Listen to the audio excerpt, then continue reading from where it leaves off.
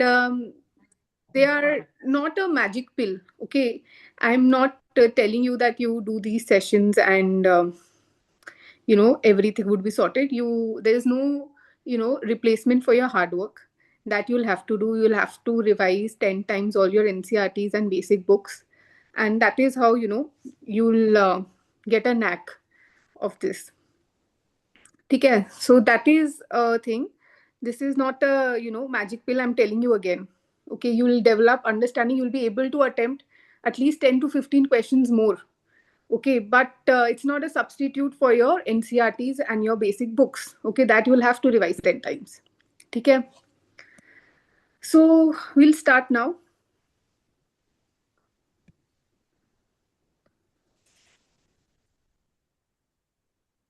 Also, guys, before starting, just wanted to know that we are doing 2026 PYQ, 2016 PYQ, okay? And we'll be doing the first 33 questions. And if you remember, and if you would have seen through the internet, that the cutoff for this year was 116, okay, in 2016. Why the cutoff was so high? Because there were a lot of CA questions, current affair questions. You'll find that there were a lot of CA questions, and the questions were very direct, like they ask in state PCS. Okay, that's why the cutoff was a little higher. Okay, but right now the modus operandi of UPSC has changed. Okay, so it won't be a thing that you'll find such type of direct questions, although they might ask, but there is a high probability that the questions are more analytical in nature. However, from the past 2 years, I have also seen the change in shift. Okay, like how they have also started, asking direct facts. Okay, so that is also important. So you have to keep in mind to prepare all the themes that are available in the PYQs at least. Okay, apart from your static preparation. Okay, so let's start. I hope you all have attempted the 33 questions. We'll go in good depth of all the questions. Okay, one by one. So, okay, so first question of yours was from Polity, that a bill pending in the Lok Sabha lapses on its prorogation, and a bill pending in Rajya Sabha which has not been passed by the Lok Sabha shall not lapse on dissolution of Lok Sabha. So, what is the answer for this question? Also, guys, if you observe this closely, then the similar question on the similar theme, on the similar topic was asked in 2024, right? Do you remember it? This has been asked a lot of times. Okay, that what happens to a bill when the Lok Sabha, there's a dissolution. Yes, answer is B, but I hope that you people had in mind that, here in the first statement they have written prorogation and What not does dissolution. prorogation means, guys?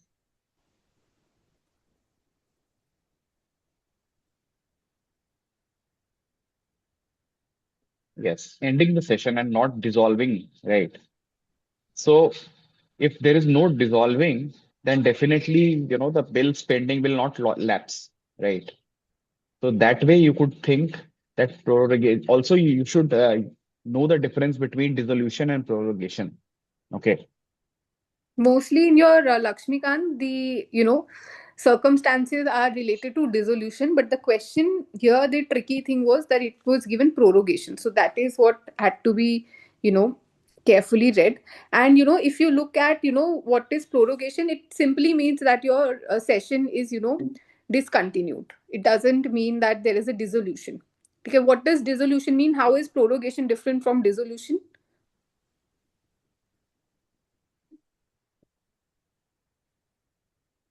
Does anyone know? What does dissolution mean? Ma'am, in dissolution, the session, मतलब the लोक सभा terminates and in prorogation जो session है बस वही end होता है. Okay. What else?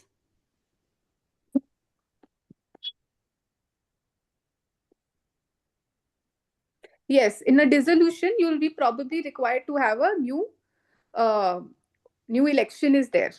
Okay, you will have a new set of parliamentarians, but that doesn't happen in your prorogation. It simply means that this session has ended and it will continue sometime after.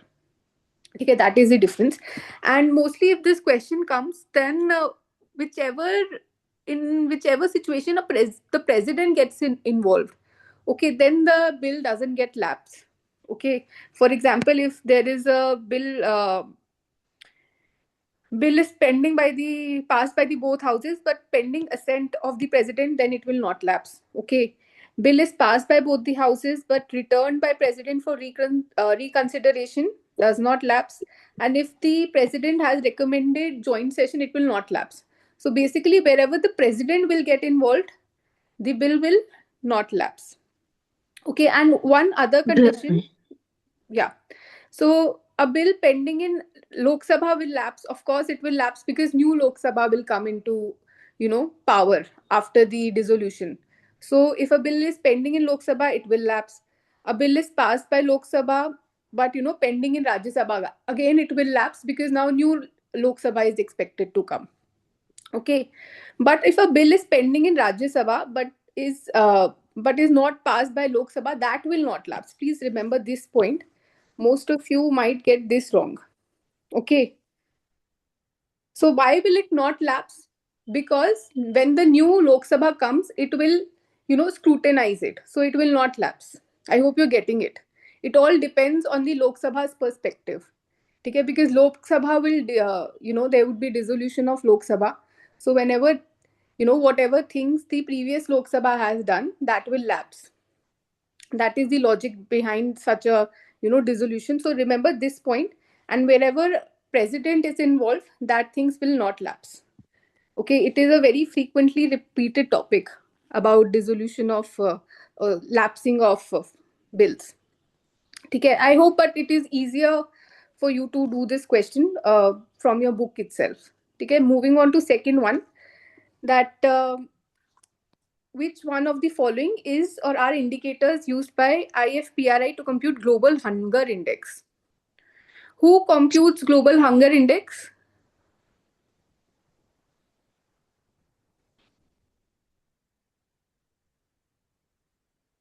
Do you know? It's so much in news all the time. Is it IFPRI?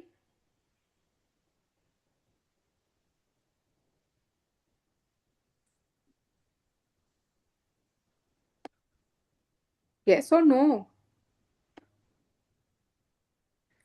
Worldwide and World Hunger. Okay. Previously it was by IFPRI, but now it has changed. Okay.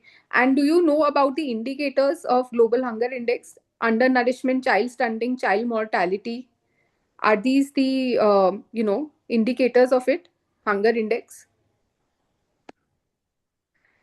Actually, all three of them are the indicators of global hunger index. Okay. And see, in such type of questions, there is no logic as such. If you know, then you know. Okay, global hunger index. Hunger is related to But I think, undernourishment. Janvi, in this Mhm. question, like for instance, if they have asked you about global hunger index report, right? It is also produced by Concerned Wildlife and IFPRI, right? So if you know or you do not know, it's fine. But herein, what they have told you, they have not asked you that who brings out these indicators or things. They have asked you that what are the indicators, okay? So from a common logic, what you can think, what are the options here? Right. One only, two and three, one, two and three, one and three. Also, one thing to note here is that one, two, and three is at C, not at D. The conventional position of one, two, or three, which is all, is D, right? Not C. Have you guys noticed this? Please be participative, then only you will be learning better. Like in general, क्या होता है कि like all the options wherein all the options are correct are put at D option. But herein they have, put it at C. And I have found that 90% of the cases wherein this 1, 2, and 3 is not at D, but somewhere else, 90% of the cases they are correct. Okay. But let's again read this question. What they are asking about global hunger index. Hunger. Okay. Undernourishment relates to hunger. Child stunting relates to hunger. Child mortality also relates to hunger. Right. So if I have to have a leap of faith, okay, that if I have to pick it, then definitely I'll think कि हाँ तीनों तो हो ही सकता है. All these things can be true, right? And also, I'll find that 1 to 3 is not at D. So if they are checking, then they might be checking our presence of mind in the exam hall, that whether this person always go through D as 1, 2, and 3. शायद वो भी check कर रहा हो, right? So with that logic, I'll take 1, 2, and 3, and I will not leave this question, to be honest, even if I don't know, right? But then once this question is asked, can you guys tell me that is India the highest? Is India having the highest number of child wasting or child stunting? Also, But one what is more child indicator is there. wasting, stunting? One more indicator is there, right, of this global hunger index, and that is child wasting. I think that is not asked in this question. Okay, Hmm. and all these indicators are for what age group of child? Under 5, right? So, agar next time they come and ask a question on the same theme, that would be that which organizations produce this, what is the rank, right? Most of the time they'll give the rank as incorrect because most of the time the factual, things are incorrect. But for instance, you remember the rank, you'll be using it in the mains, right? Again, if they have to ask, they'll ask you about the age group or age bracket wherein these things are calculated. So you have to know that age under age 5, these all things are calculated, right? So this is how you prepare the theme. For instance, if a question is asked, this is how you should research, right? Yes, Okay. we'll be sharing these notes, obviously. So Global Hunger Index, three organization, mostly we know about Concern Worldwide and Welt Hunger Hilfe. It's a German organization, but it is also International Institute for International Law of Peace and Armed Conflict. And if they ask a question, they'll give any UN organization that this produces. Or And they in could general, give three of them as well, but mostly we people know about these two. Okay, we don't really read about third one, so just have it in mind that there are three organizations. Okay. also like this has been a repeated theme of UPSC that they give the organizations, especially this type of organization, which are NGOs and not directly linked with UN. Okay. Most of the times I have found. Okay. Anyways, let's go ahead with the third question then. And please take care about your child stunting, child wasting, and child mortality is done for under 5 children. Okay, and you should know what child stunting and wasting is. Okay, stunting is children who have low height for age. Okay, and wasting is who have low weight for height. So keep these things in mind. And I think the report has also told that India has the highest number of children who are wasted. Okay, so that's about the global hunger index. Okay, okay. Third question. I think a very easy one again. That there has been a persistent deficit budget year after year. What is a deficit budget? What does it mean that there's a deficit budget? When expenditure is more than revenue. Excellent. When your expenditure is more than revenue, that is what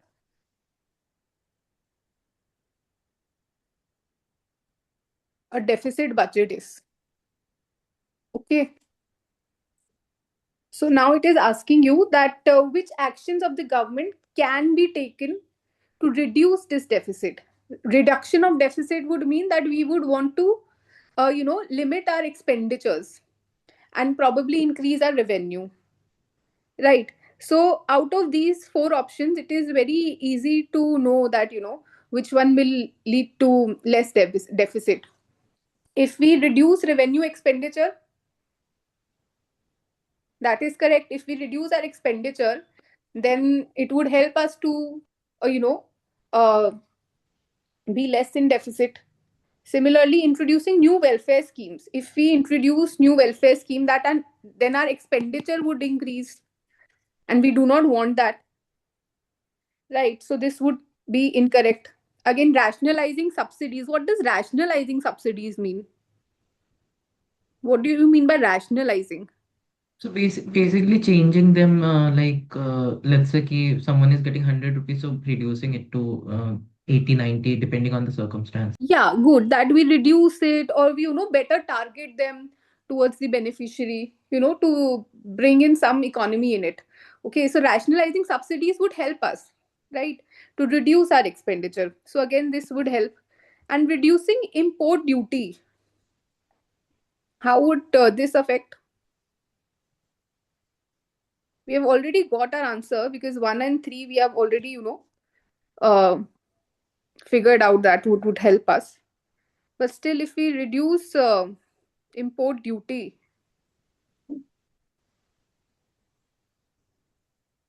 but isn't reducing? Mm-hmm. How? That is what we wanted to ask you. How import duty will have opposite effect? Because in the coming sessions, you'll find that UPSC has put in these all things and they have asked specifically about these.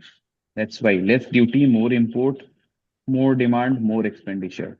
One way of thinking at it, looking at it, okay, import will be more. What happens if import will be more?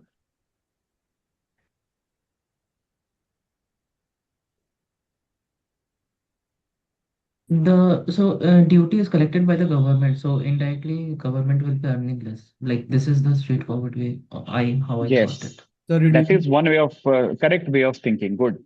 So basically, the duty is collected by the government, so the revenue will fall if they reduce the import duty, right? And for them, the revenue if the revenue will fall, then obviously they are on the deficit budget. Why will they do so? Right. Also, it will increase the import, which will decrease the exports. Okay, which will be not good for exports. Okay, so that is also a thing. So that way also you can think. So, but the primary thing here is that it reduces the revenue of the government very well. Because I can see that a lot of you यहाँ पे मतलब कहीं से कहीं की बात नहीं बनानी है ठीक है whatever the question is asked try to think in that line okay And especially in economy, they don't ask very complicated question. Often the logics are very simple there.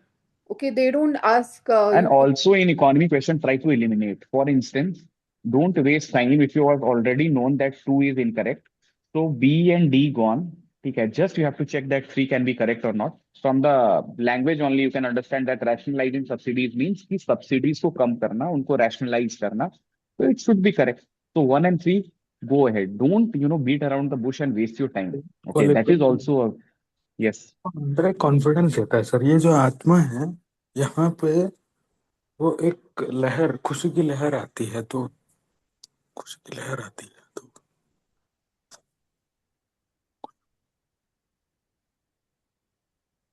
we didn't get the context Manjunath क्या बोल रहे हैं आप समझ नहीं आया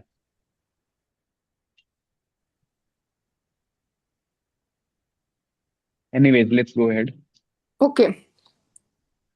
So next question is your payment banks. Okay. The establishment of payment banks is being allowed in India to promote financial inclusion. Okay, which of the following statement is or are correct in this context? Okay, even if I do not know anything about Hmm. payment banks, I'll still attempt this question. Okay, let's see how. Mobile telephone companies and supermarket chains that are owned and controlled by residents are eligible to be promoters of payment banks. I do not know. Okay, so I'll just put a question mark here. And then it says that payment bank can issue both credit and debit cards. And then it says that payment bank cannot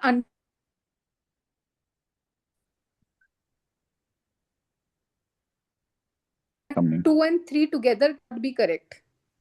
I hope you can understand that. Janvi, your voice was gone in between. So basically, what she means is that here in the option 2, they have written payment banks can issue both credit cards and debit cards. And in the option 3, they have written payment banks cannot undertake lending activities. If they cannot undertake lending activities, then why credit cards will be issued by payment banks? So 2 and 3 cannot be correct together. Right. Again, the first statement is very generic. Okay. From the understanding, you will find that option 1 is in general correct. Like mobile telecom companies. Also, like this question right now, if you do not know anything, you do not know about payment banks, this might be difficult. But in 2016, this was in news because this was in current affairs. That's why they have asked it. And they were just checking that whether payment bank can issue credit cards. That's it. That is the only thing they were checking. Okay. Even if you knew that payment banks cannot issue credit cards, you would eliminate option two and you'll reach at option B. But again, if you do not know, then again you can at least eliminate option D and option C. For instance, first option is correct. And then the third option and second option cannot be together correct. Okay, so either you have to choose between one and two and one and three, right? And from the understanding of CA, you would have easily eliminated option B. And option two, that And is payment banks also, cannot issue both credit and debit cards. yeah, since payment banks, you were telling that they were in news then there were many telecom companies that had payment banks. Like Airtel has a payment bank, right? All these things. But what are payment banks? That is the question.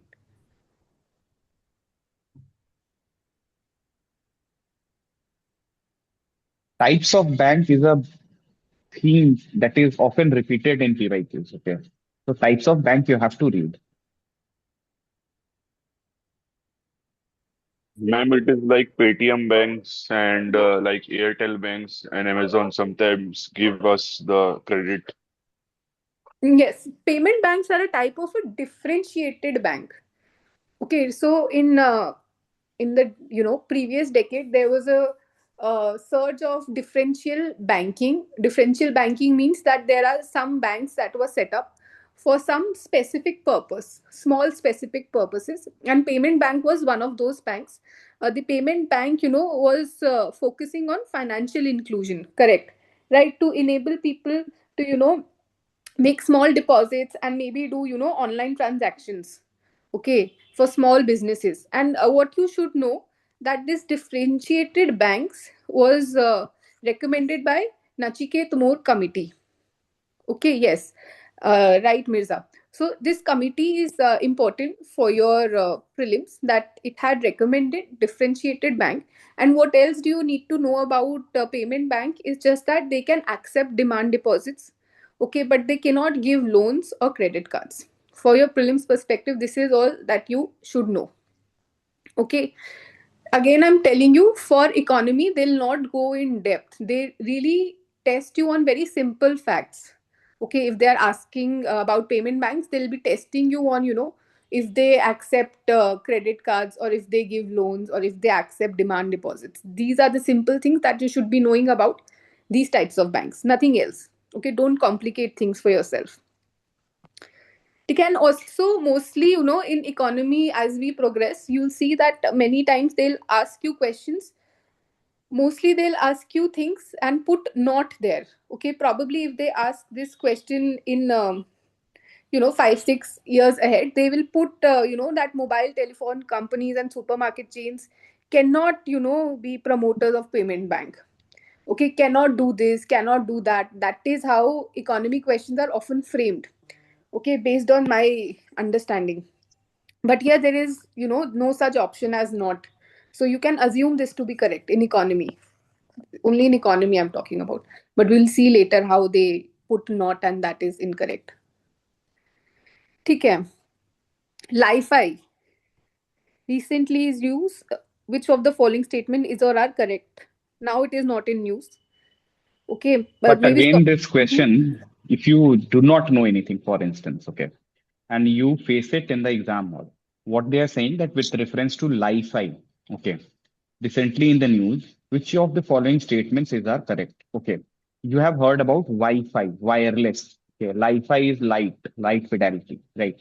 So if you know just that light fidelity is the full form of Li-Fi, you would understand that this uses light as a medium for high speed data transmission. Also, this is new after Wi-Fi, Li-Fi has came now. So this should be better. It is a wireless technology and several times faster than Wi-Fi, right? So both the things are very pretty simple. Okay. If you do not overcomplicate things in exam, you'll definitely take C. But since they have asked this question, what I would say is that you should know a thing about Li-Fi. Okay, so Li-Fi works on VLC. Okay, like light, it uses VLC, that is visible light. Okay, and then Wi-Fi uses radio waves, right? Also, Li-Fi has a much shorter range. Okay, so the disadvantages of Li-Fi you have to know. that Li-Fi has a much shorter range, because what happens? It is working from the person working on the principle of light, right? Wherever the light reaches there on therein only it can be able to, give the signal, right? And it can be access beyond the illumination zone of light, right? Wherever the light reaches, till then only, it will be able to help. If, there are obstacles, then definitely it will not be able to help. So from this, you should at least know these things, okay? This is how you do the analysis. Yes, and one thing also, see, I am poor in science, suppose. Okay, so Li-Fi, I do not know anything, but I will still really attempt this question. Okay, one, because Li-Fi, lie in Li-Fi resonates with light ka lie. Okay, that is what I would think. If I do not know anything, okay, then I would think that lie in Li-Fi stands for light. Okay, and probably as then I will go, you know, I would agree with statement one. And in statement two, as Saurabh has wonderfully given, whenever they ask you a question on science and tech, that would be on a, new technology. And new technologies are often better than the previous technologies. Okay, Li-Fi comes after Wi-Fi. So it could be, several times faster than Wi-Fi. I could agree with that. Okay, my common sense knowledge would say that. And then I would, tick both one and two and move on. I'll not, think much. And Wi-Fi works on radio waves. Okay, that is one thing you should remember. Moving ahead. See, this was a current affairs based question, very easy one. The term intended nationally determined contributions. All the time it's in news, right? You know the answer for it?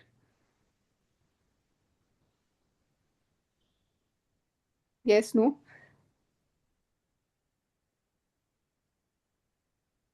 It's about climate change, right? Paris Agreement had come then. Khushi, you do not know? Okay. Intended nationally determined contributions. It's about, climate change. It is a very current affairs based topic. It is widely covered in newspapers. Okay, so when you study about Paris Agreement or in your environment, you'll come across this definitely. Nationally determined contributions. Okay. And if you do not know, like Khushi doesn't know, suppose. So what happens in such type of questions is that when there are four options, look for the words that are similar in two types of questions, two types of options. Okay, here you could see that plan of action and plan of action is somewhat common here, right? Other thing is, this one is talking about pledges, this is talking about capital contributed. So I could eliminate these, and probably then I would take a leap of faith and mark either of these two. Okay, if you do not know anything, then do this, but you should be knowing this because this is the core of your Paris Agreement. And also, if you have just common sense, for instance, in this question, what they are saying that intended nationally determined contribution. Okay. And first option is what? Pledges more made by European countries to rehabilitate refugees from the war-affected Middle East. They'll never do it. If you just read things, they are not doing this. Okay. And they'll not do it. Okay. Third is capital contributed by member countries in the establishment of AIIB already done. Okay. So why, capital contribution and that too nationally determined. AIIB will have a, limited number of people only, would be limited number of countries only, which will be joining it. So how it will be a very umbrella thing, that nationally determined contribution. So A and C for me definitely goes out. Also, Jahanvi's logic, that plan of action. Generally, what you will see that plan of action outline, plan of action outline. Mostly in these two options, only one will be correct. Okay, because one will be a made up thing. Now again in D, plan of action outlined by countries of the world regarding sustainable development goals. There are no. So they aren't doing it. From your understanding of things, you would have studied about sustainable development goals and you will not have found these things. Also, INDC is very, very, very common in terms of UNFCCC. You anyhow read it. But again, if you are, forgetting or confusing in the example, this is how you can reach to B. Okay. At least A and C should be eliminated, in my understanding, by any person. ठीक है. And then, अब ये okay, question like this question, this is a classic example of how in 2016 a lot of questions from the schemes and current affairs were asked, and these were widely covered in your current affair magazines, and that's why the cutoff was 116. Now again, if you do not know about Uday, but what does Uday means? Uday Uday in means the what? evening. Sunrise, correct. So it's related about light, right? Also like UDAY. So what happens in government schemes, generally the acronym is that such as that, one of the thing like either U, D, A or Y should be about something that could be written in this, written in these four options, right? UDAY. Okay. Now again, read the first option, providing technical and financial assistance to startups in the field of renewable sources of energy. Okay. Providing electricity to every household in the country by 2018. Okay. Right. Very far-fetched that by 2018, every household will be given electricity. So I will definitely cut this off. Okay. Because it's a very far-fetched thing and a very radical thing that An by exam 2018, happened in 2016. So in 2 years, electricity to how? every household, quite, impossible. Right. Replacing the coal-based power plants with natural gas, nuclear, solar, wind, and tidal power plant over a period of time. Again, not directly linked, right? Like very far-fetched. Now, even today, coal-based power plants are so much, like 46% of the energy, right? So even I'll click this off. Okay.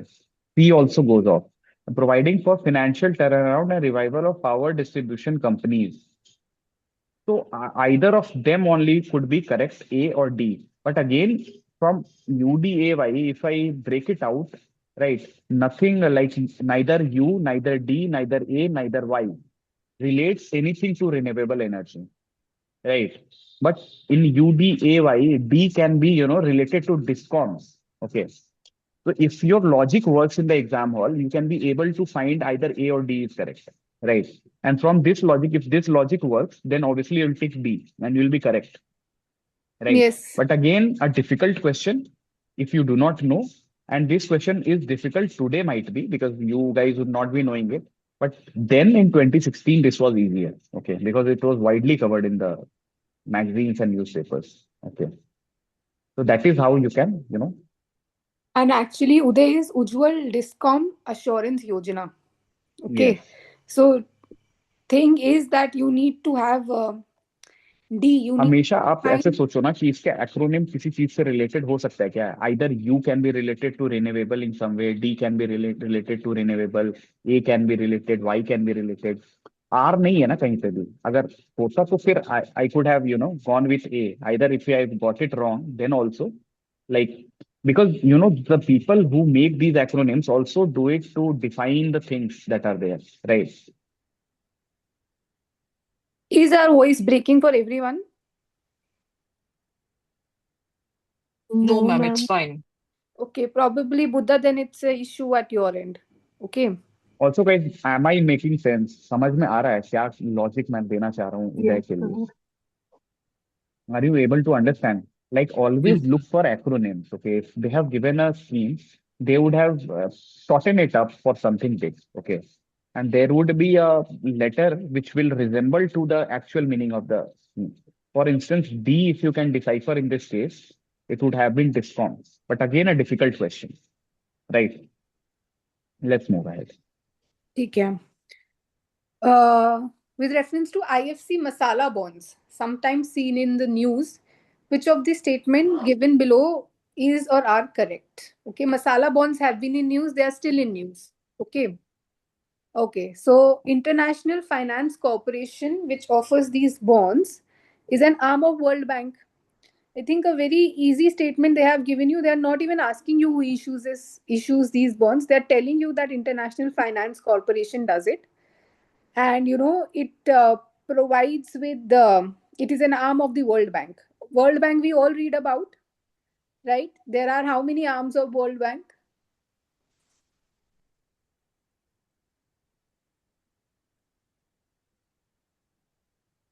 There are 5 arms of World Bank, correct? How many And, of them are India part of?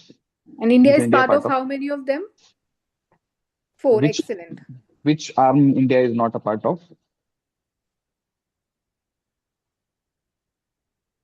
Yes, India is not a part of International Center for uh, Settlement of Investment Disputes. Okay, this is the only arm of World Bank where India is not a part of.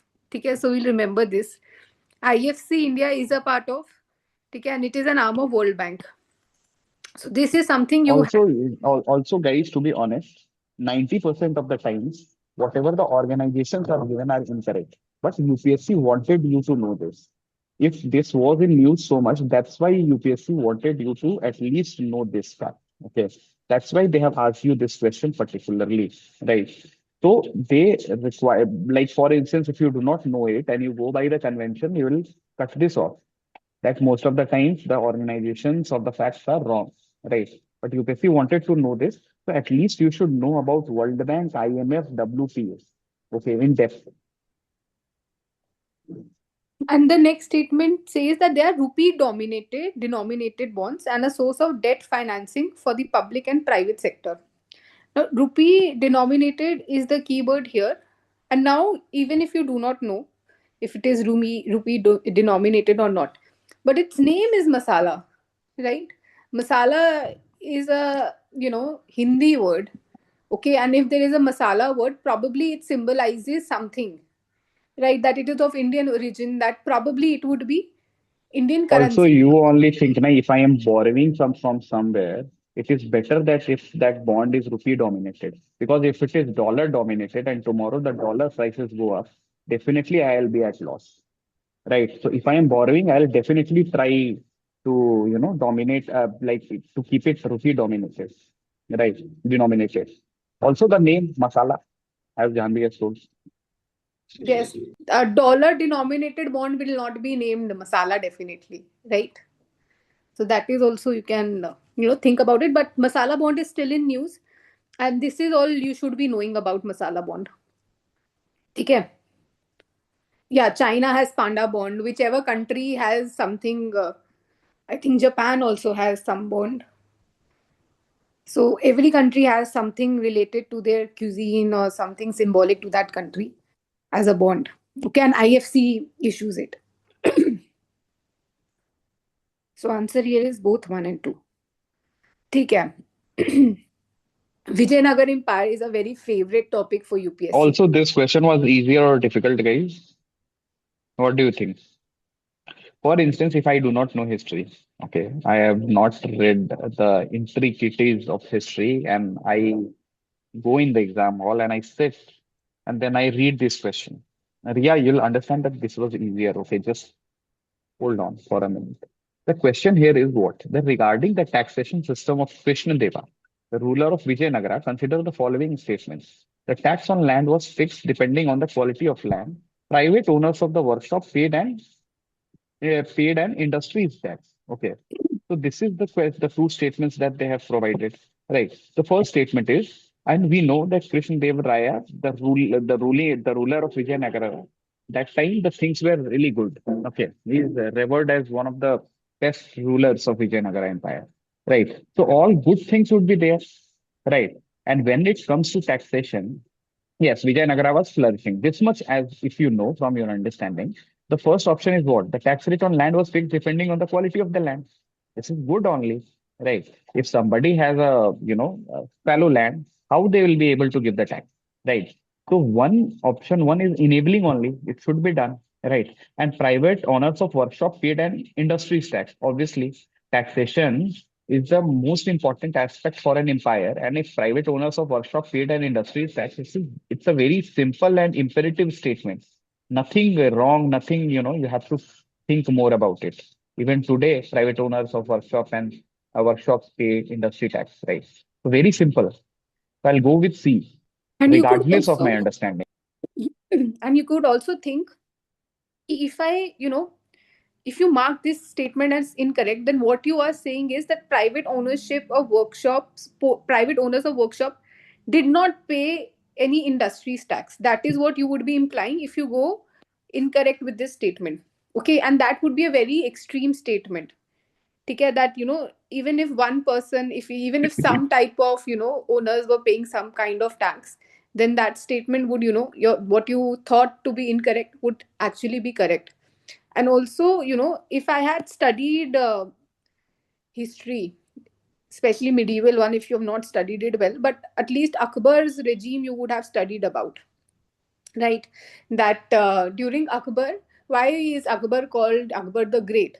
He's called great because he had some very good reforms in sphere of he was very secular, but then he had also economic reforms. And he was also somebody who came up with this idea that tax rate should be fixed upon quality of land. And during the Mughal Empire, this all was happening. So you can imagine that Vijayanagar being a contemporary of that empire, these things would also be happening in Vijayanagar. Okay, these are some progressive reforms that were taking place at that point of time. So you can contextualize it that way as well. Okay, yes, medieval, when you study medieval, then these things were happening in every empire mostly. Okay, so you can think that way and go with C. Again, this question should have been attempted even if you did not know much about it. Okay. Okay. Which of the following books of ancient India has a love story of son of founder of Shunga dynasty? Okay. So if you do not know, again, I think it is an easy question. It's not difficult. Did you find it difficult?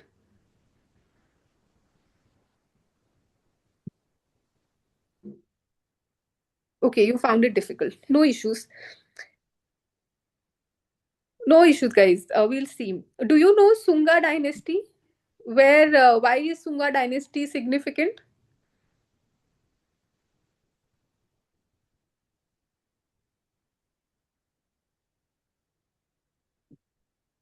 Yes, it defeated the Mauryas. Okay. So Mauryan Empire, Ashoka's empire. So it came to an end because Shunga dynasty defeated it. Okay, Shunga dynasty came immediately after your Mauryan Empire. Okay, and who defeated the last ruler of Maurya dynasty? It was the founder of Shunga dynasty. Yes, his name was Pushyamitra Shunga. Okay. If you knew this, you could have arrived at answer. Okay. No, no. Pushyamitra Shunga was the founder of this dynasty and defeated. And but your NCRT also talks about a lot of books. Okay. So Meghdut you would be knowing. Meghdut was written by, we can eliminate, Kalidas, right? It was written by Kalidas. Also, if you know that Pushyamitra Shunga was from Shunga dynasty, and Mitra and Malvika Agni Mitra. Okay, from the name itself, you can see that it might be related to Shunga dynasty, Mitra. Right, that you can find. But I think this question you have to make by your understanding of PYQs. In PYQs also they have asked such questions. Like 10 to 15 books are there that have been asked in the 34 years of PYQs. Okay, and that you can prepare. For instance, you should, from this understanding, you should know that Meghduta was not, because it's a very famous book. Okay. Who wrote, by the way, Malvika Agnimitra? किसने लिखा है? Kalidas. So Kalidasa was a contemporary of Shunga dynasty, right? And Meghduta is also written by Kalidasa, right? No. Kalidas Meg was not a contemporary of Shunga. Kalidasa was during Guptas. Good. So that was the thing that I wanted to ask. That even the book is about it. He was not the contemporary, right? And Meghduta was also written by Kalidasa. Ratnavali was written by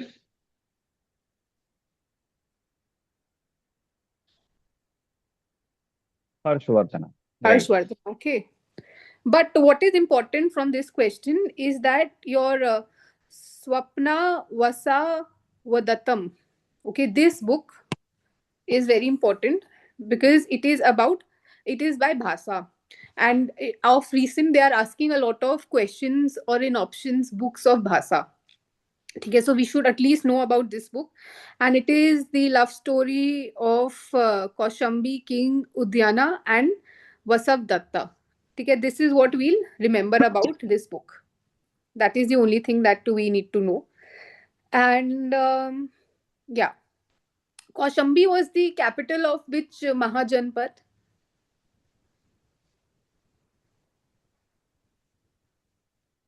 Mahajanapadas, have you read about them? They asked you a question last time.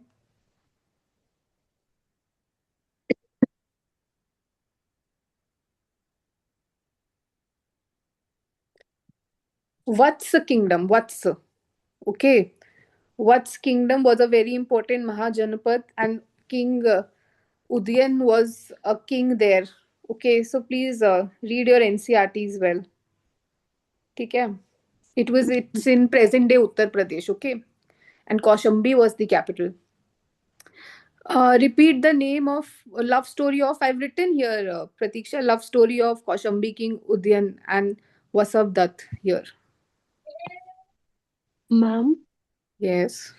can you please tell me the NCRTs for medieval history? That NCRT, class 12th NCRT, old NCRT, Satish Chandra. Okay, Okay, Satish Chandra you can read, and themes NCRT, that also you can read. The new themes NCRT, class 11th or 12th again. Okay, ठीक है. Okay, 11th one, very easy, no? Amber box, blue box, green box. Right? WTO affairs, no need to discuss anything on this, right? This you should know. They couldn't give you easier questions, no? WTO is important, okay? And let's move on. 12th. But Okay. in the previous question, try to read about amber box, green box subsidies and blue box subsidies, what they are about, Mm-hmm. right? And how they are related and wherein India is positioning itself and what is India's stance. Okay. All this you have to know. Okay. Okay. 12th. Which of the following is included in the capital budget of government? Okay. Capital budget. What is capital budget? Capital से क्या मतलब होता है? For making like big projects, infrastructure and all like that. Yeah, but capital would involve mostly something that affects your assets and liabilities. ठीक है? That is mostly a capital budget that affects assets and liabilities. ठीक है? And capital budget is also, you can see that these are the types of expenditure or revenue that do not happen, regularly. Okay, they are not frequent. That is also, you can remember it. Okay, and they will affect your uh, assets and liabilities. Okay, now let's see that which of them are, capital budget. Expenditure on acquisition of assets like roads, building, machinery, etc. Yes, because you are creating an asset, you're acquiring an asset. Okay, it increases your asset. And loans received from foreign governments. Again, Obviously, this, loans are also capitals. right? And it will increase your liabilities. Okay, and loans and advances granted to the states and union territories. Again, this is your asset because you will receive it back in the future. Okay, so you should know what assets and liabilities are. And again, this is a very easy question that way. This was a very easy question. Again, you can see the options. Okay. Like if two is correct, three should be correct because both are, talking about loans and UPSC is trying to understand that whether you guys know about loans being capital budget or not. That is it. In this question, UPSC just wants to understand whether you guys know that loans are a part of capital budget or not. Because the first part wherein they have already written about assets, they will think that yes, right. Yes, they'll understand. So one is only one only is also there in the option. So the only thing they wanted to know was whether loans form the capital budget or not. तो थोड़ा उनके perspective से भी सोचने की कोशिश करना आप लोग एग्जाम में। और अभी तो बहुत सेशन है, आप सोचने ही लगोगे, so don't be worried. Let's move head. ठीक है। Very good UNCCD, question. Hmm. UN अब मैम कन्वेंशन। वो कैपिटल वाले पार्ट से मेरा एक डाउट ये था कि हम्म। वे रेड मुरनाल ऑफ 2020 बेस, तो उसमें उसके बाद अभी कुछ चेंजेस हुए होंगे क्या उसमें, बहुत ज्यादा कैपिटल और वाले में? नहीं नहीं, बिल्कुल नहीं। देखो, ये एकदम बेसिक से क्वेश्चन है। कैपिटल एक्सपेंडिचर हमेशा वही रहेगा जो 100 साल से चलता आ रहा है, उसमें कभी कोई चेंज नहीं होगा। These our basics. ठीक है, इसमें कुछ चेंज नहीं हुआ होगा। और आप बेसिक्स पे ही फोकस करो। करंट अफेयर्स में कुछ चेंज हो रहा है नहीं हो रहा है देख लेना। आप जितने भी 10 साल के हम क्वेश्चन करेंगे, बेसिक से ही क्वेश्चन बनते हैं इकोनॉमी के। ठीक है। करंट अफेयर्स भी इंपॉर्टेंट है, जो इंपॉर्टेंट करंट अफेयर्स हो रहे हैं उनको तो देखना पड़ेगा आपको, ठीक है बट वो कर। इकोनॉमी के पर्सपेक्टिव से मैं बात कर रही हूँ, जो कंसेप्चुअल क्वेश्चंस आते हैं इकोनॉमी हाँ, के। कंसेप्चुअल वाले तो सेम ही रहेंगे हर साल। हम्म। आप 10-15 साल के क्वेश्चन ऐसे ही बना लोगे ना, आपका कंसेप्ट क्लियर हो जाएगा, अगर उसी को समझ लोगे तो उतना बहुत हद तक क्लियर हो जाएगा, आई वुड से। हाँ, this question, what do you guys think, this is a easy question और a difficult question?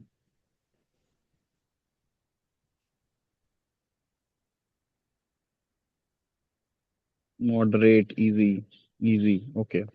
So it is about United Nation Convention to Combat Desertification, and we do not generally read this. Like now, people would be teaching this, but in back in 2016, this was a newer organization, and you know why they have asked you, because India was so much focusing on this UNCCD. That's why they have asked, right? And first is what? That it aims to promote effective action through innovative national programs and supportive international partnership. What is the issue in this? Nothing, right? It's good only, right? So one is for sure correct, right? Do you guys get it? ठीक है यार, UN ने कोई international organisation बनाई है तो international partnerships it would be doing only, उसका यही फंक्शन तो होगा ही। So no problem in one first statement. Okay. So B goes out. Two, like 2 and 3 are definitely wrong. Now read the second statement. It is a special particular focus on South Asia and North Africa region, and its secretariat facilitates the allocation of major portion of financial resources to these regions. Two things. First, finances की जब भी बात आएंगी, ठीक है, allocation of major portion of finances, you will find that most of the time, whenever there is a statement about finances or something related with finances, 90% of the times it is incorrect, right? Yes, good, Mirja. Like financial kuch bhi hoga, most of the times it is incorrect. Okay. And you only seen a special particular focus on South Asia and North Africa region, and its secretariat facilitates the allocation of major portion of financial resources to these regions. बहुत far fetched है, ठीक है। Now third. Also one thing, see, they have talked about North Africa and South Asia. Okay. Now, and it is a organization that is combating desertification. Desertification means that the area is turning arid, it is turning into deserts. North Africa, I can understand. North Africa is desert area.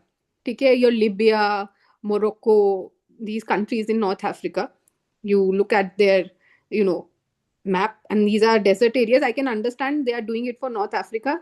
And in fact, your UNCCD was made because African nations had pressurized to create such organization, because they are the worst affected by desertification.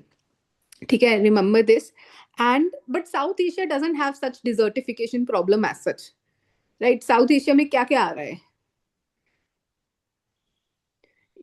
You are in India, Indonesia, all these countries. Either, desertification is not an issue. You could think that way as well. And financial resources, may Shivam, he's saying that whenever an organization, they are telling you that organization allocates finances or they're doing something related to finances, that is generally wrong. ठीक है, mostly because they're wrong, because sometimes they do not have power to do so, sometimes they do not have finances to do so. Okay, so those statements are sometimes, like most of the times, wrong. Okay, so this could go away. Australia में तो desert है, of course है, but इधर Australia की बात ही नहीं हो रही है।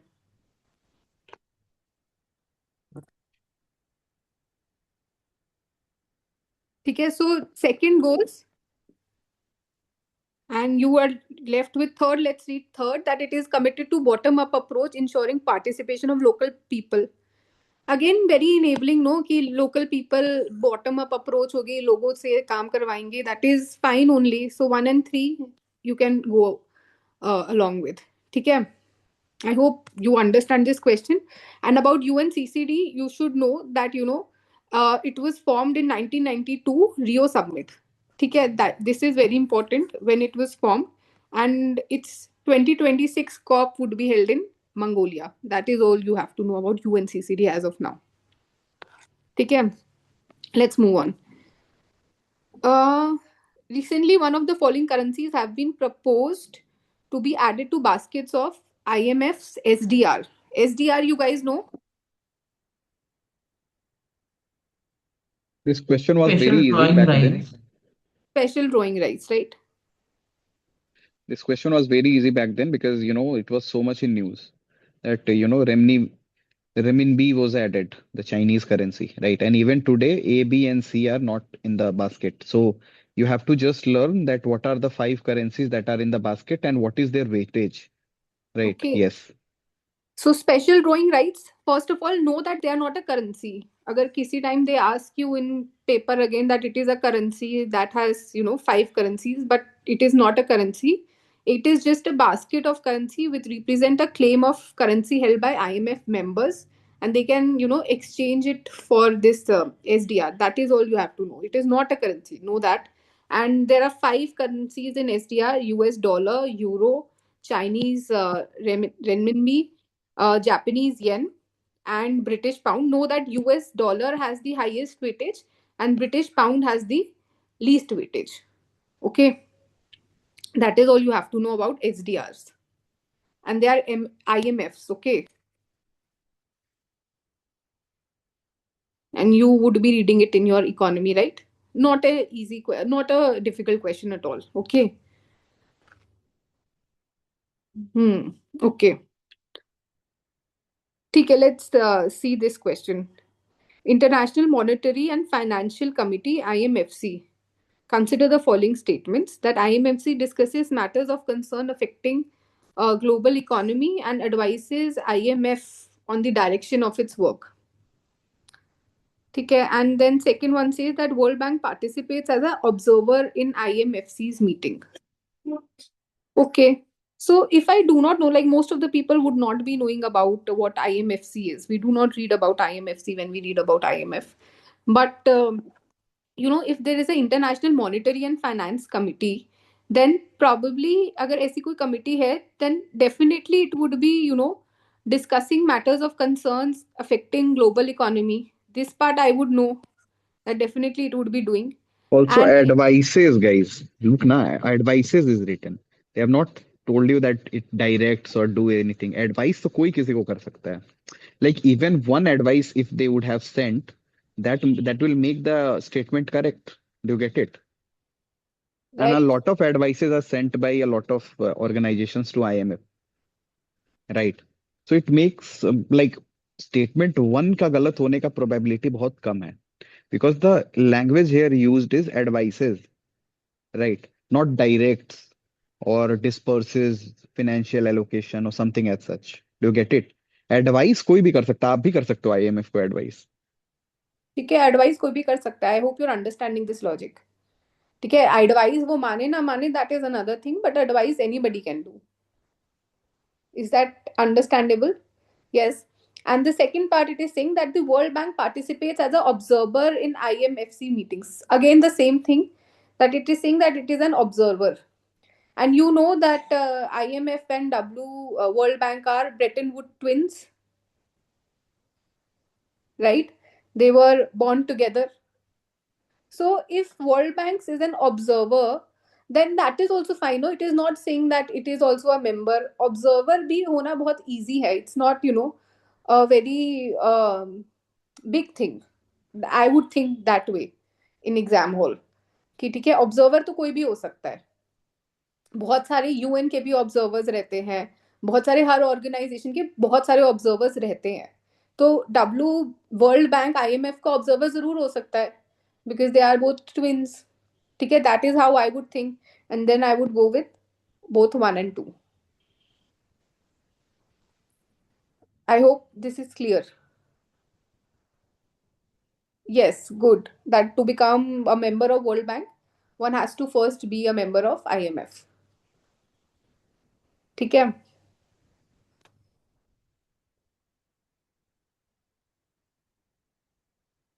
Okay. So this is again current affairs based question that they have asked.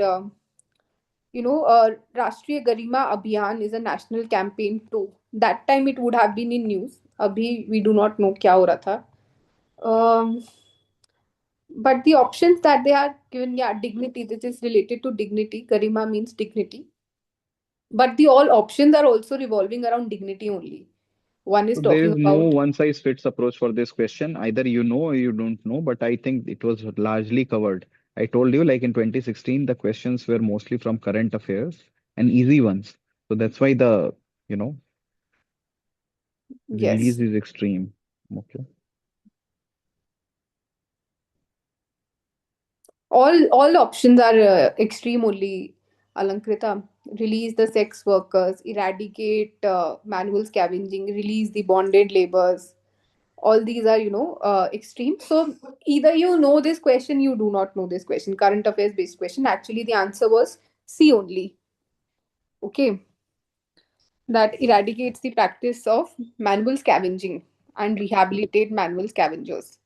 That was the Garima Abhiyan then. But I think you do not need to worry about this. Ma'am can we think this way Mm-hmm. Ma'am can we think this way अगर ये नहीं आता तो yes ma'am can we think this way अगर नहीं आता तो कि बट दैट टाइम स्वच्छ भारत अभियान was on is full fledged तो शायद ये हो सकता था because manual scavenging was so much in news हाँ, आप सोच सकते हो उस टाइम का, बट अभी वही बात है कि उस टाइम क्या हो रहा था अभी सोचना मुश्किल है. ठीक है, बट हाँ, वही मैं कह रही हूँ, अगर आपको आता है आप अटेम्प्ट कर सकते हो, बट और कोई लॉजिक नहीं है इसको अटेम्प्ट करने का. इसमें बहुत ज्यादा लॉजिक नहीं लगेगा, to be honest. Over logic नहीं लगाना है. These questions have to be solved from your current affairs understanding. Simple. Okay. Nothing more. बाकी आप लोगों को जो लॉजिक लगाना है लगाओ, but I don't think so कि कोई लॉजिक बहुत एग्जैक्ट है इन माय अंडरस्टैंडिंग. ओके, ठीक है. With reference to cultural history of medieval India consider the following statement. I would say this was a bit difficult question.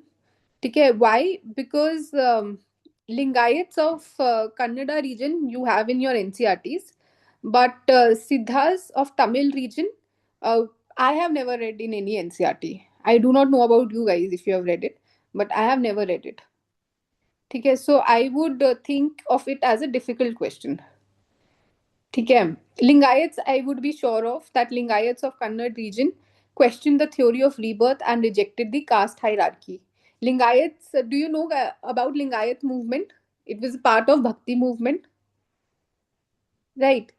And Bhakti movement was all about rejection of caste, right? And that is what I would simply know that second is correct. Okay, then I would have a 50-50 chance of going with the, only two or both of them. Okay, so it is difficult, I would say. And again, you would require NCRT knowledge for at least this part. And this part, you know, is, I think they just wanted to give a difficult question, so they put this. Okay. Actually, the answer for this is C, that both 1 and 2 are true. But for exam perspective, I think you should just read about Lingayats of Kannada region because it is in your NCRTs. Okay? They were in 12th century and its founder was Basavan, and they rejected caste system and theory of rebirth. Please remember that their key texts are called Vachanas. Okay, they can ask this as a separate question that Vachanas belong to which sect? They belong to the Lingayat sect. Okay, and a very popular female saint, Akka Mahadevi, was also from this Lingayat sect. This is all that you should know about Lingayats. Okay, which book to read for art and culture? You should read the NCRTs, plus if you can read the NCRT for art and culture, that would be enough. Okay. And for sitars of Tamil region, know that, just this much, that they were monotheistic and know that they, were in Tamil region. That is all you have to know. And they condemned idolatry. Okay, this is all you have to know, nothing else. Okay, overall a difficult question in exam hall. Okay, but still 50-50 you could always arrive if you are thorough with your NCRTs. Okay. Import cover. I think this is easy, even if you do not know. Do you know, or like, was it easy or difficult? Like, you can let me know.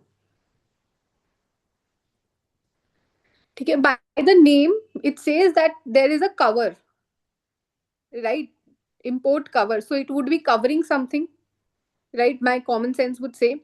So first option is saying that it is the ratio of value of imports to the GDP of a country. Here it is talking about ratio of something.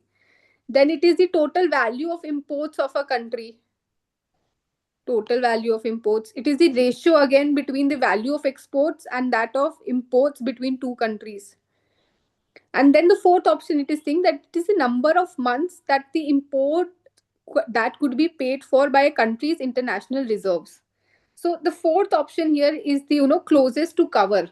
Okay, that import cover, maybe it is covering something, that the number of months that import could be paid for by a country's international reserve. Ki mere international reserves, if I have international reserves, how much imports would I be able to make through those international reserve? How much could it be?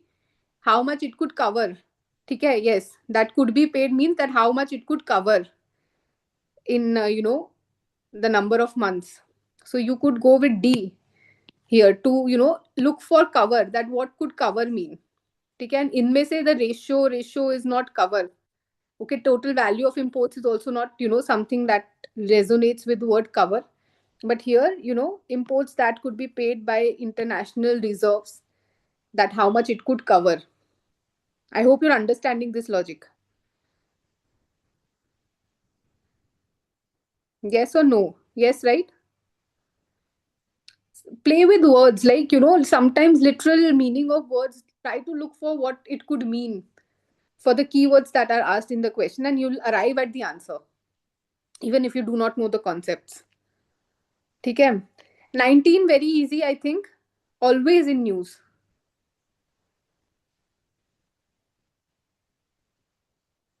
Is there any keyword for C option? Here are you asking ratio between the value of exports and that of imports. What is it called? Does anyone know?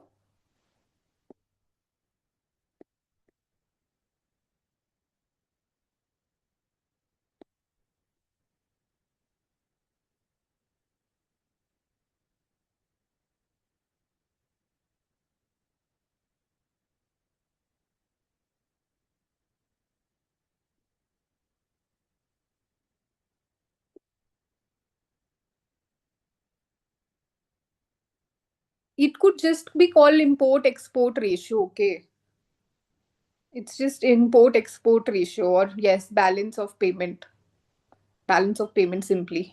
Yes. Okay, let's go. So okay, very easy. No, Kurds are in, not just in Iraq, they are also in Iran and Turkey. Okay, yes, they are demanding a separate nation for themselves. Okay, so Bangladesh is incorrect.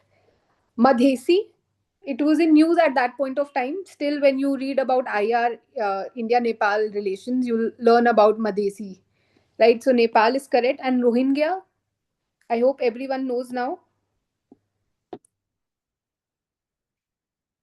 Rohingya belong to Myanmar.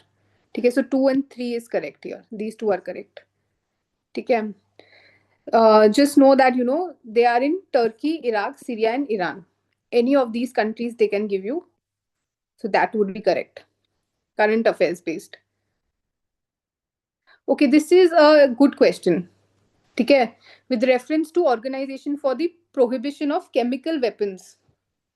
Okay, OPCW.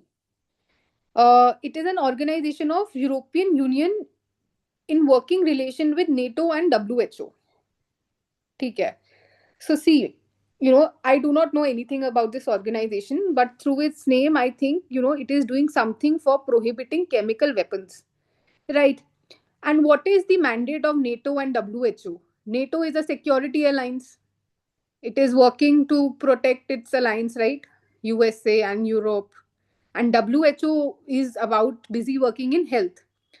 They do not have anything to do with chemical weapons as such or advocating for its prohibition. NATO is not prohibiting for prohibition of anything, right? It is just, a security alliance. You all know that.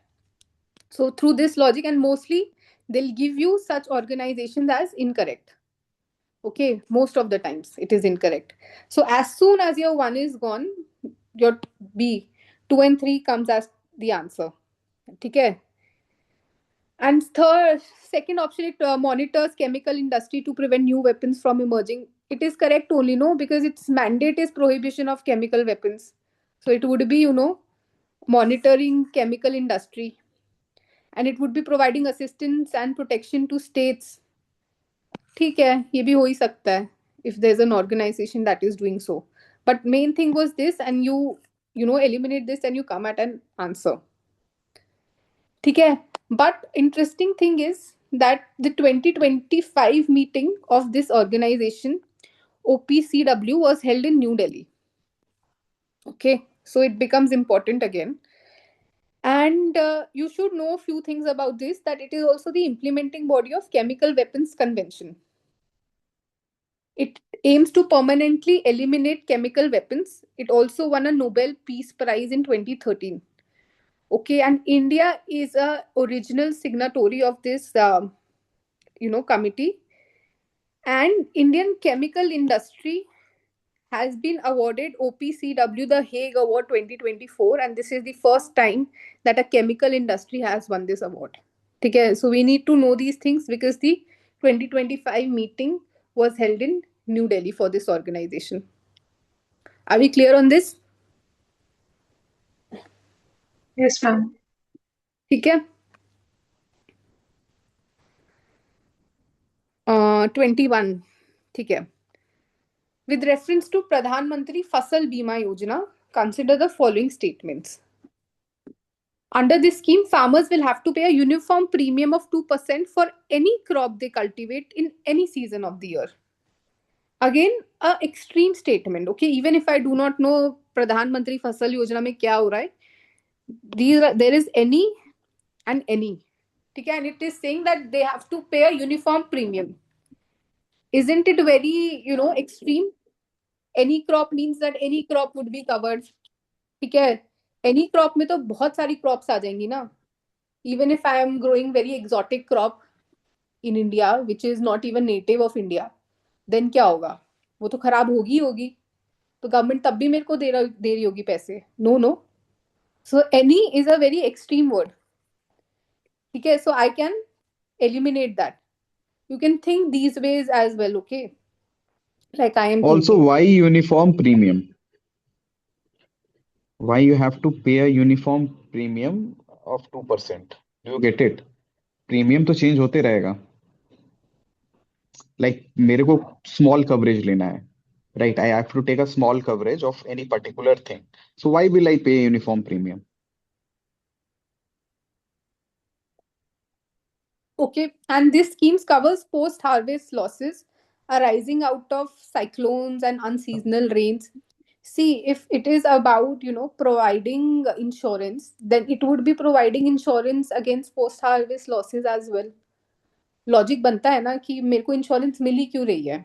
It would be given on post-harvest loss कि cyclone आ गया या there is a uh, rainfall गलत time पे हो गई. Then also in news you see no that when this happens, government provides you with this bima. ठीक है. So bima means insurance, yes. ठीक है. So by this logic, one I could eliminate, and second I could mark correct, and then your answer would come up to be B. ठीक है. Also you should know that it is not uniform. It is 2% for kharif crops and oil seeds, and 1.5% for rabi crops and oilseeds. Okay. And what it includes is natural disasters like droughts or floods. It includes your pests and diseases. Post harvest losses are also included. Okay. But it does not include damage due to war, nuclear risk, or malicious damage. Malicious damage means that you do it on your own, or just to get that insurance money. So these things I have to know about Fasal Bima Yojana.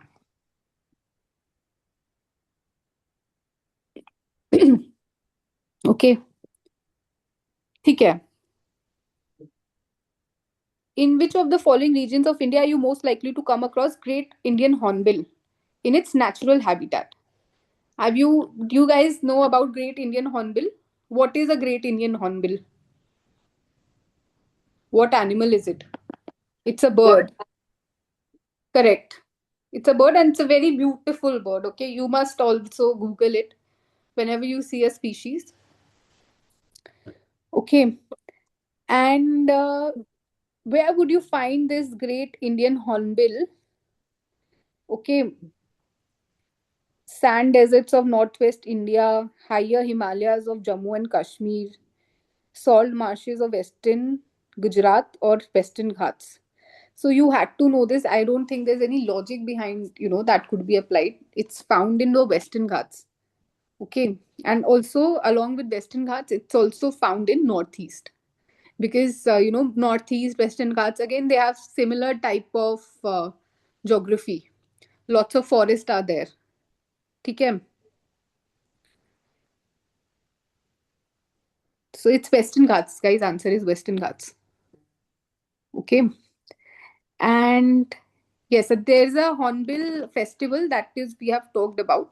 Great Indian Hornbill is found in Western Ghats and Northeast, and they are classified as vulnerable. That is what we have to know. And the Great Indian Hornbill festivals happens in Nagaland.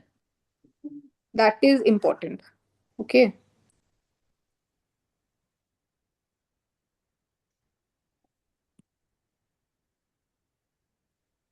But again, I'm telling you, you should have a list of all these species that are vulnerable, endangered, critically endangered, and you should know where they are found.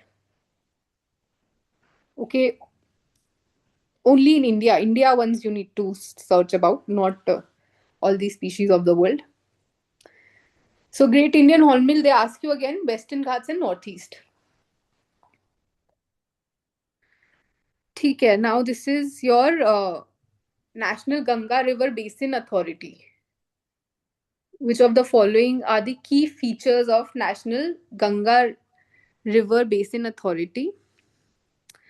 Okay, let's see. River basin is the unit of planning and management. First statement seems correct only, no? That if the name is River Basin Authority, then river basin should be the unit of planning and management. I think there is no problem in this. Okay. It spearheads the river conservation efforts at national level. फिर से correct है, national दिया हुआ है, तो it would be doing at national level. Again, 1 and 2 I know are correct. Okay, so this goes. Okay, only third statement I have to see what I have to do. That one of the chief ministers of the states through which the Ganga River flows becomes the chairman of the NGRBA on rotational basis. Okay, so whenever they give you such things, so chief minister or governor or these positions they give you, please pause for a second, put them in a box first. Okay, because sometimes you'll read the question very quickly and you will not notice they have written president or whatever, and mostly it is incorrect at that point of time. Okay, and also this is a national level authority. Okay, National Ganga River Basin Authority. So here the head would be from a union level. Okay, that is what my logic would say. It would not be from states. Chief ministers wouldn't be. It would be something under the central level, the union government. Okay, so CM is not, a union level person. So actually, here the answer is that it was the PM who was the head. Okay, and you could come up with the answer 1 and 2, right? And also now this authority has been dissolved. It was dissolved in 2016 and it was replaced by National Council for River Ganga, and it is chaired by Prime Minister. Okay, please know this. Again, they could ask you that who heads National Council for River Ganga. It's Prime Minister. It's not the Minister of Environment. Okay, they can confuse you with the Minister of Environment. Okay, why does the government of India promote the use of neem coated urea in agriculture? Saurabh, baby, you can take this question. Yes, definitely. So the question here is, why does the government of India promote the use of neem coated urea in agriculture? Okay. So particularly, they have, you know, used this neem coated urea. So what is the use of urea, guys? How urea is used? Urea is a fertilizer, right? So now let's read. Okay. A release of neem oil in the soil increases nitrogen fixation by soil microorganism. Neem oil.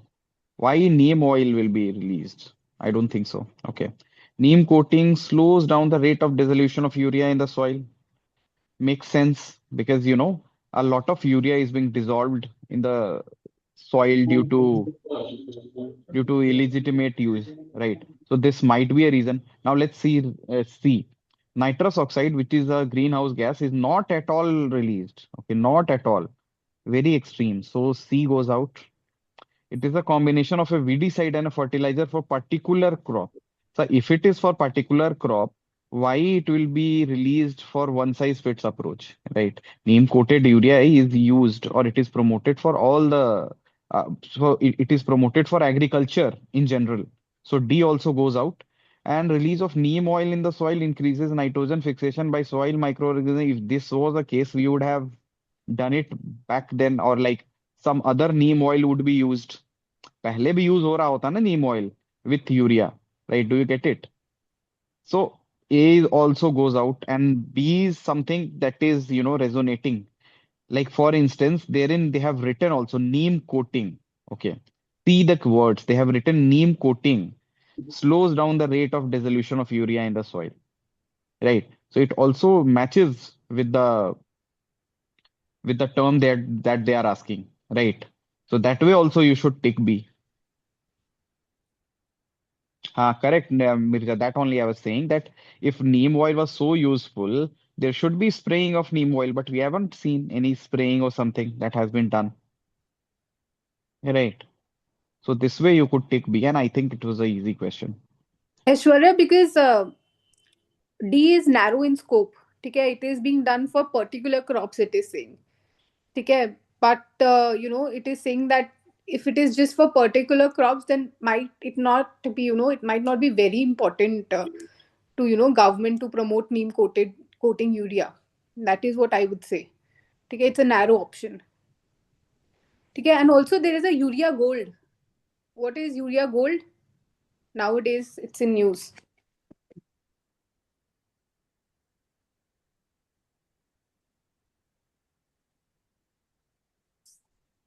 No, urea gold is nano urea is separate. Urea gold is infusing urea with sulfur. Okay, they are adding sulfur because most of the Indian soils are deficient in sulfur. Okay, yes. And what is nano urea?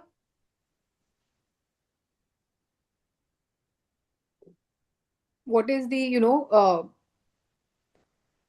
benefit of nano urea?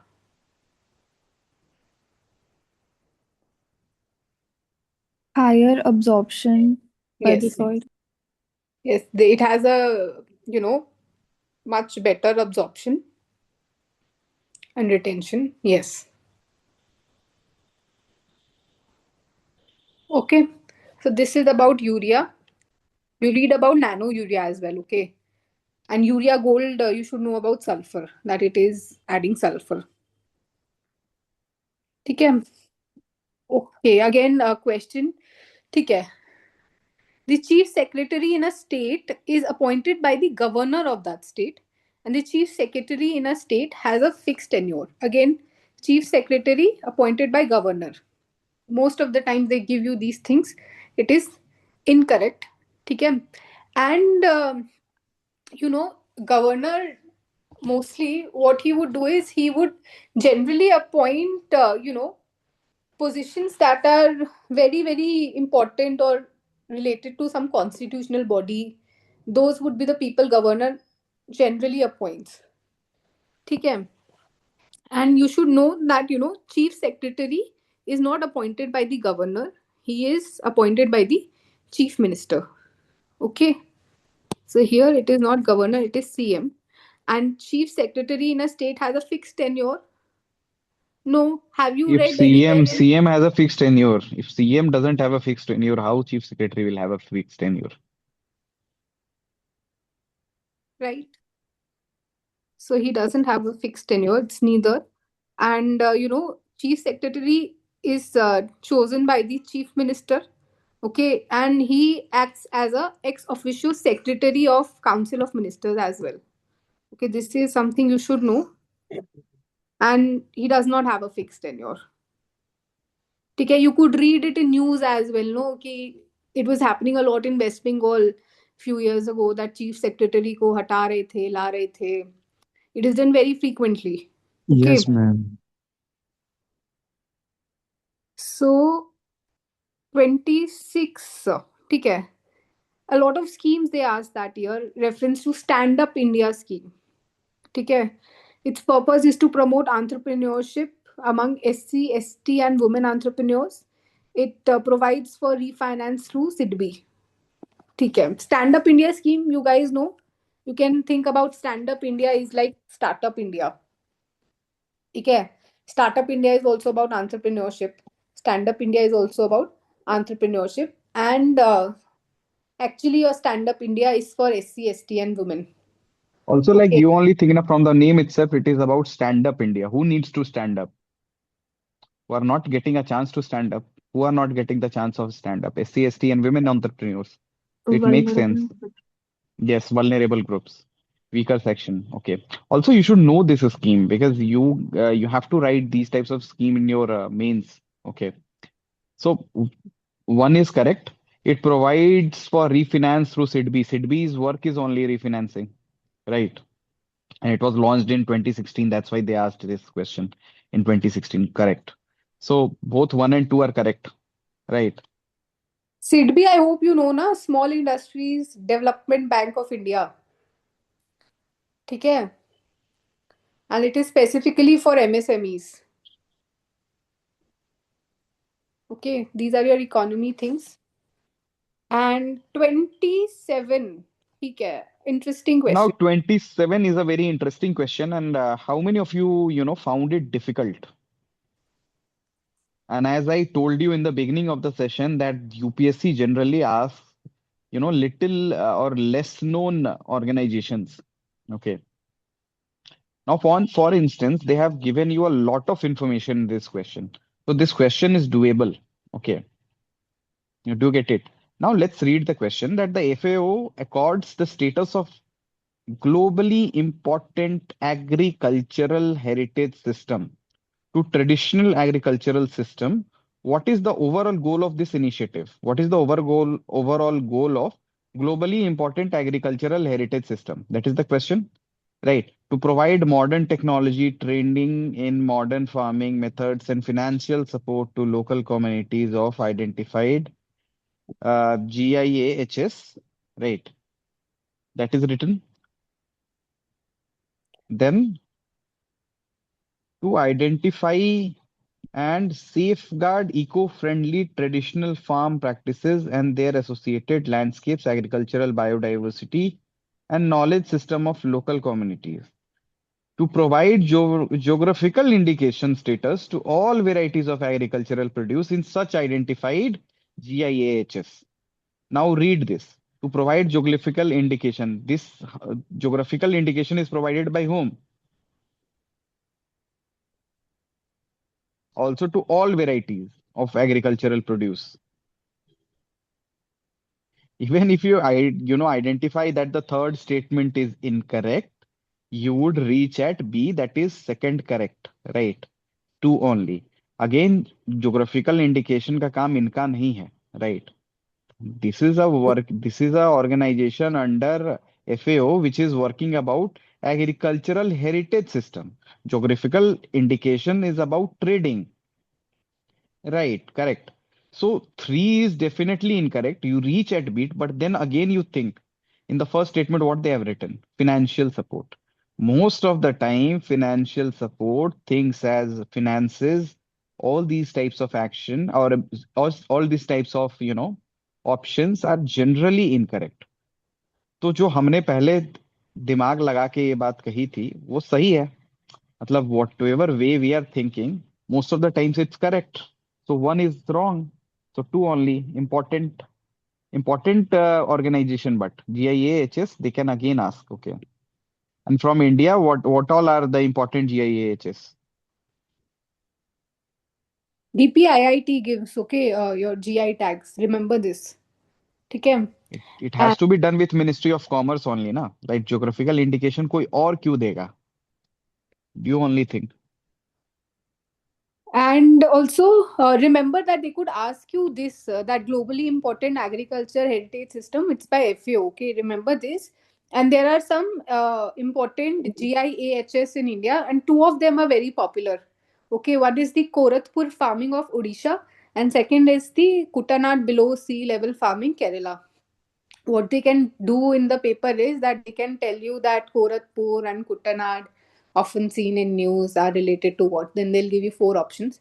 So you know that they are, famous for unique farming practices. Okay. Yes, you can, eliminate on this logic also that they greatly enhance their agricultural productivity, you know, and mostly, logic that, it is talking about heritage. So it would not have much to do with modern farming methods, because it would be protecting the heritage, no? It is talking about the important agriculture heritage system. So why would it disrupt heritage by bringing something modern? That way Also, I also, think saffron farming is also included in this. yes, saffron farming of Kashmir, Kashmir. Pampore, yes, Kashmir.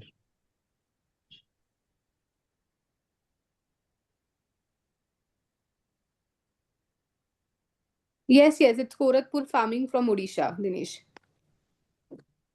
Okay. Which of the following is a tributary of Brahmaputra? Every year they ask you a question from river systems. Initially, they used to ask very easy questions like this one. Okay, you just have to tell that which of the following is a tributary of Brahmaputra. And Dibang, Kameng, Lohit, all are tributaries of Brahmaputra system. Okay, no logic here. All of them Janvi, are I think like in the previous question, your spelling is incorrect. That is what Dinesh is saying. okay. Koraput. Okay. Acha, Koratpur. Is it Korapur. Korapur? It's Koraput. Koraput. Okay, sorry.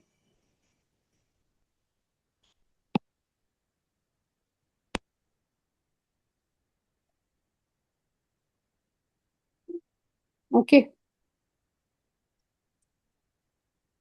Okay. So read about Brahmaputra river system. Okay, what are its tributaries? You should know which one are the right bank and which are the left ones. Okay, so you will have to do this, and we'll moving on to next core banking solutions. Again, I think this is an interesting question. Was it easy for you or difficult? Third option पढ़ो directly. Core banking solution recently seen in news. Now read the third option. It is a detailed procedure by which a bank with huge non-performing asset is taken over by another bank. Right. Why it should be a case in no core banking solution. Also very, very far-fetched. Also, it is talking about core banking solution. Okay, core means something that is very, at the core of something, or it is very important or significant, and it is somewhat a solution to something that is very significant. That is what I would make in the exam hall. Okay, and it talks about detailed procedure, like it is, acquisition of a bank by another bank. I don't think it's a core solution to something, right? So 3 can be eliminated. And see, second option also, it's a very, negative option, I would say, that, it is an effort to increase RBI's control over commercial banks through computerization to control something. RBI has an oversight on banks. It regulates them, it doesn't control them as such, right? When we read about banking, RBI doesn't control them, it regulates them, right? So that also is incorrect, in my opinion. And the first option is very enabling one, that it is talking about, it is a network of banks which enables, customers to operate their accounts from any branch of the bank on its network, regardless where they open their account. Okay, so you're left with one only here.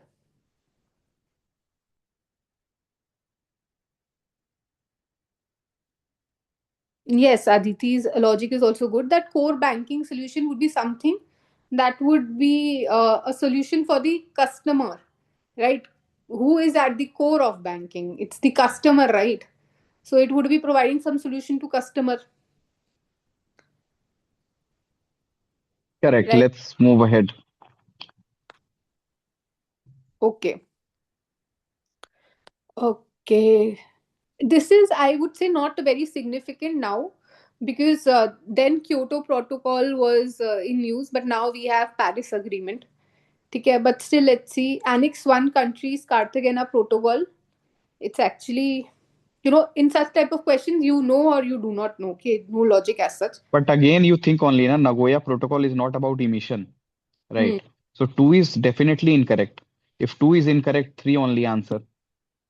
Simple. But then you have to know what Nagoya Protocol is, right? If you do not know what Nagoya is, Cartagena is, then you cannot solve this question. Okay, but I think all of you would have studied about these protocols. They are very foundational protocols. Okay, but some things that you should be knowing is that Kyoto came in force in 1997, and it was a legally binding protocol. Okay, please remember, it was legally binding. And Annex 1, it divided countries into Annex 1 and Annex 2. Annex 1 were developed and developing, but Annex 2 were, that were poor. Okay. Cartagena Protocol is also legally binding. Remember this. And Nayoga is also legally binding. ठीक है, क्योंकि legally binding treaties आपको बहुत कम मिलती हैं, तो you should know which ones are legally I bind. think it is Nagoya. Nagoya Nagoya, yes. Lot of spelling mistakes. happens sometimes. We generally tend to, remember the names. Okay. And so Cartagena and your Nagoya are CBD, under Convention of Biological Diversity. Okay, and just know that Cartagena is about living modified organisms, LMOs, and Nagoya is about to access to genetic resources. This is all you should know about these treaties. Okay, and Convention on Biological Diversity, it was also formed in 1992 Rio Summit. Remember when we talked about UNCCD, desertification? They were also born together. What you need to do know from current perspective is that after this 1992, after 30 years, not 30, 20 years, Kunming Montreal Global Biodiversity Framework has come up. Okay, that is something that you need to know. If they ask you what is Kunming Montreal Framework, it is related to biodiversity, CBD again, and it has given a 30 into 30, call.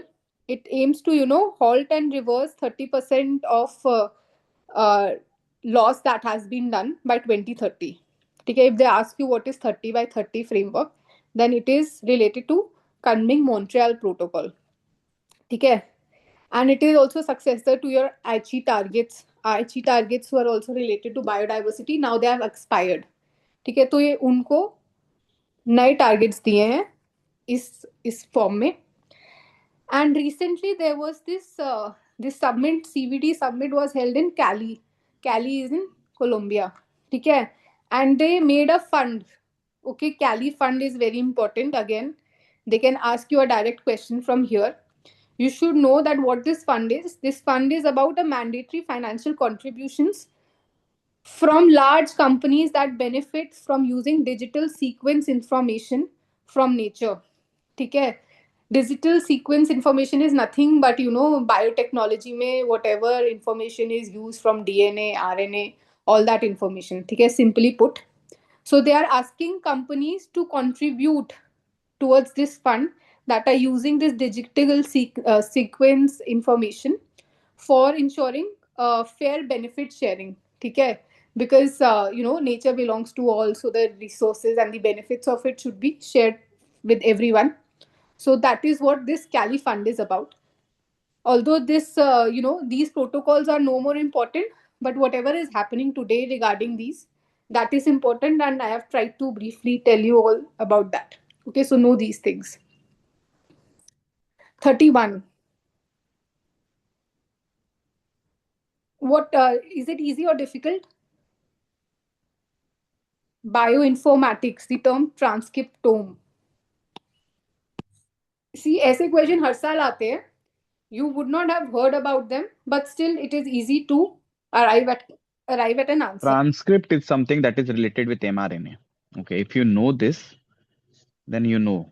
Okay, and information, bioinformating means what? Biological information, right? So see which option is telling you about it. Okay, a range of enzymes used in genome editing, nothing. Okay, it's not telling you. Yes. And then full range of mRNA molecules expressed by an organism. So definitely if expression is done, information is given, and also mRNA is there. So transcript or something, that transcription can be happening, right? That is related with the RNA only, right? So both the things are matching. So I would go with B. In C also they have written that a description of mechanism of gene expression. So description is there. However, there is no mentioning of transcript thing. Okay, like how it is transcripting, and the mechanism of genetic mutations taking place in the cells. No, that is also not explaining anything. Okay. So if you know that there is transcription and reverse transcription, all these things that working of a cell, you should know mRNA, Yes, RNA. this what Pragati has written, that DNA to RNA, whatever the changes are happening, that is known as transcription. And transcription was used in RT-PCR. Okay. Reverse transcription was used in COVID. So RT-PCR also you should learn. Okay. Okay, and bioinformatics, you should know that it is just blends biotech, IT, maths using computers for genomics, drug discovery. जब इन सब का when you use them all these disciplines together, that is known as bioinformatics. Okay, main thing here was transcriptome that you had to relate with mRNA. Mission Indradhanush, you all would be knowing. Again, current affairs based question, right? Mission Indradhanush, very popular. It is about immunization of children and pregnant women, right? Vaccinations. So very current affairs based, nothing to talk much about here. Yes, one Indradhanush is also in banking, but that was very long ago, right? In 1990s, it was there. Okay, 33rd and last for today. Which of the following best describes the aim Green India mission of Government of India? Again, we will be looking for Green India mission. Okay, we'll focus on the keywords. If we look at the options, it says that it incorporates environmental benefits into union and state budgets, thereby implementing green accounting. Here it is talking about accounting, okay? And here in the second option, it is talking about second green revolution. And in the third option, it is talking about forest cover and responding to climate change. Okay, so So if, three for sure is correct, yes, right? Also from the logic, like whenever there is a talk of budget and all, A goes out, right? One goes out for sure. Do you get it? And then green revolution, like launching the second green revolution, if that was the thing, we would have known this. right? One goes out because it talks about accounting, budgets, and something that, relates to finances. Most of the time, finances thing is very difficult to be done, and it's also a mission. Okay, if this is just a mission, that's why its name is a mission, not a. And This is if not you something. were doing green accounting, you would have been reading it in the budget also. ठीक है. Also see Green India Mission. बहुत simply अगर आप देखो, Green India Mission is the name of a mission, Green India. So if I even talk to a child, what Green India would mean, he would tell me that it would be something about, trees, or something about afforestation or growing trees so that we can make India green. That is simply what Green India would mean to a layman. Sometimes we have to think that way only. Okay? So this is the closest thing that comes to Green India. Okay? Forest cover. So 3 is definitely correct. And green revolution is talking about agriculture. Okay? Agriculture doesn't necessarily mean that India will get green, because agriculture requires cutting of forest and expansion of agricultural fields. So I would think that way as well. Okay? So I would eliminate 2 as well, and I would be left with 3 only here. Are we clear with this?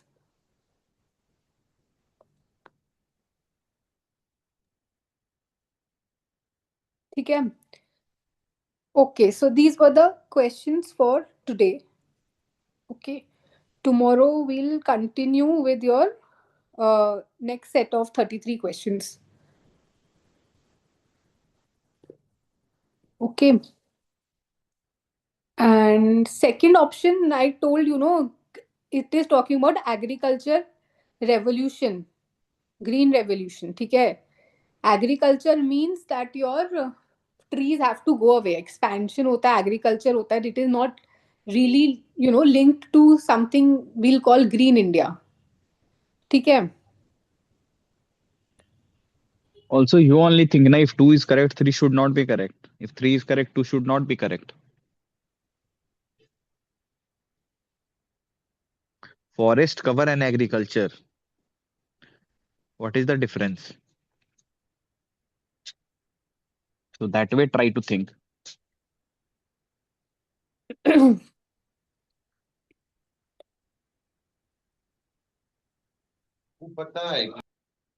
Okay. Thank you, everyone. Junaid, Shivam, Giselle. Okay, Mirza, thank you so much. We'll continue. We'll take next set of questions tomorrow. Okay, and we'll try to pace it up with every session, because till then you'll already have good understanding of how to approach questions. Okay, and we'll take your doubts also tomorrow. Okay, towards the end of the session. Okay, guys, take care. Bye bye. Bye bye, guys.